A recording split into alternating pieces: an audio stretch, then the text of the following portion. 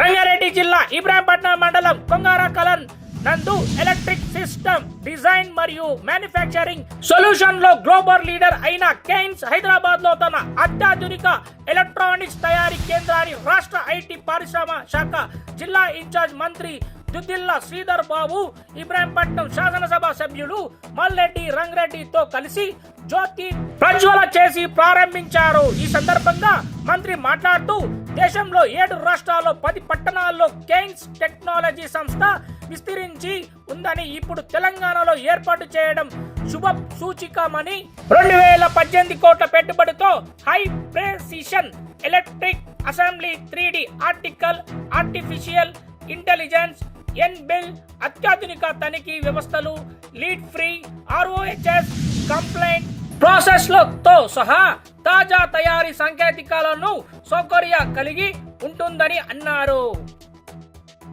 We have to modernize, we have to revolutionize this industrial training institutes into the next level. And when we tried this idea before many corporate games, the major change of our India, the Tata Sons have come forward to sponsor, and they have sponsored to modernize this all 65 ideas to the next generation training institutes, and we named as Advanced Technology Centers. And all these 65 ITI institutes will be equipped to produce job-ready, employable candidates for the companies like you. You will not, take time to train them. You will not put your money, energy, and your resources to train them, and they will be trained according to the modern day technologies. So that when I see this shop floor of yours, and we just thought, this we already made initiative, and we are progressing on it. So we also all planning for a skilled university in Telangana. This should be the first ever government initiative in all through India that we are coming up with a global level skill university named as Young Indian Skill University of Telangana. This skill university will cater to train on each and every verticals of the industry. When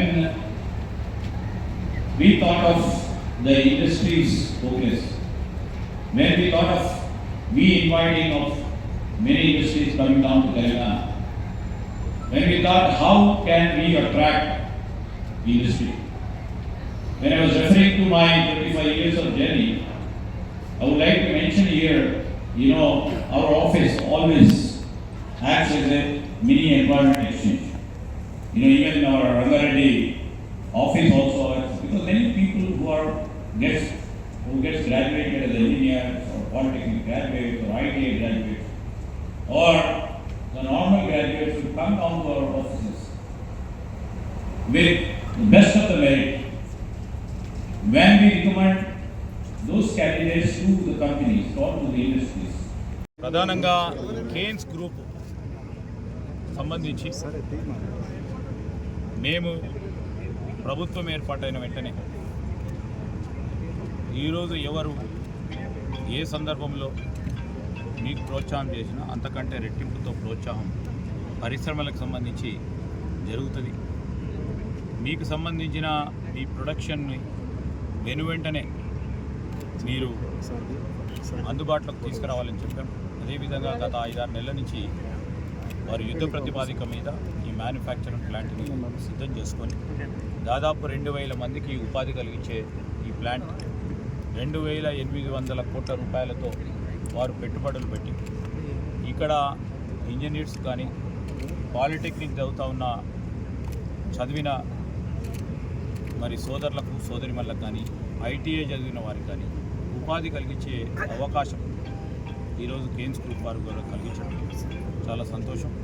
వారికి హృదయపూర్వకంగా శుభాకాంక్షలు తెలియజేస్తూ ఇంకా కూడా పెద్ద ఎత్తున విస్తీర్ణ కార్యక్రమాలు మొదలుపెట్టాలని, ప్రత్యేకించి తెలంగాణకు సంబంధించిన నిరుద్యోగ యువకులకు ఉపాధి కలిగించే ప్రయత్నంలో మీరు పరిశ్రమలను విస్తీర్ణ చేస్తే తప్పకుండా రాష్ట్ర ప్రభుత్వం తరఫున పూర్తి స్థాయిలో సహకారం అందిస్తామని వారికి తెలియజేయడం జరిగింది.